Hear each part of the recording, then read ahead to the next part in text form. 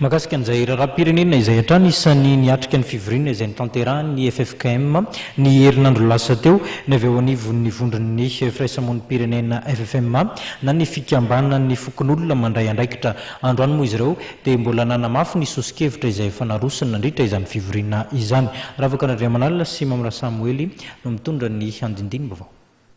Manoana ny siny ny fampihavanana eo amin'ny vahoaka malagasy sy ny mpanao politika ary mitaky ny tazomana ny tetandro-pifidianana ny FFMA na ny Fikambanan'ny Fokonolona Mandray Andraikitra. Ety andaniny manolotra sosokevitra amin'ny anatanterahana sorodalana vaovao entina hamoahana ny Madagasikara amin'ny krizy ny FFMA.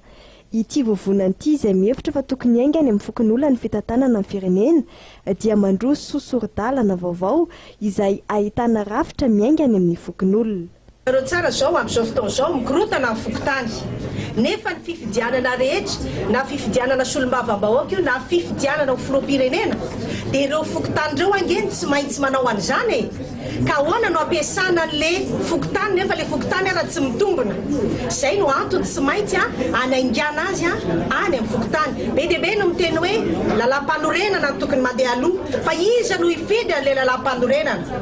Ireo olona izay laviny rehetrarehetra ndraiky io ve aleo tonga dia atomboka hatraty amin'ny fokotany le izy ka raha ohatra ireo olona ireo tena te hilatsaka ary mahafantatra ny lanjany dia avelao izy idina ho sefim-pokotany aloha miakatra izy dia mitantsika hoe firy amin'ireo no tafakatra ho antenimieram-bahoaka.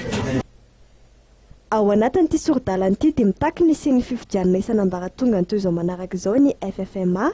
Ny rojona ho avy izao no natanterahana ny fifidianana filoham-pokotany, 13 Jona fifidianana lehibe ny firaisam-pokotany ka ireo filoham-pokotany no hividy izany. 7 Jolay 2024 fifidianana lehibe ny fivondronana ka ireo lehibe ny firaisam-pokotany no hividy izany. 12 Jolay 2024 fifidianana filohamparitra ka ireo lehibe ny fivondronana no hividy izany. Amin'ny 4 Aogositra 2024 kosa no isian'ny fifidianana ireo solombavam-bahoaka andrafitra ny antenimieram-bahoaka ka ireo lehibe ny firaisana ny fivondronana ary ny faritra no ifampividy amin'izany. Ary ao aorianan'izay no isian'ny fifidianana ireo solombavam-bahoaka izay filohan'ny governemanta. Itondry ity sosokevitra ity eny anivon'ny fitondram-panjakana ny FFKM ary mpifanandrina ara politika eto amin'ny firenena ity vovonan'ity. Ity vovonan'ity moa izay marina fa nandray anjara tamin'ny fivoriana no tanterahan'ny FFKM ny herinandro lasa teo.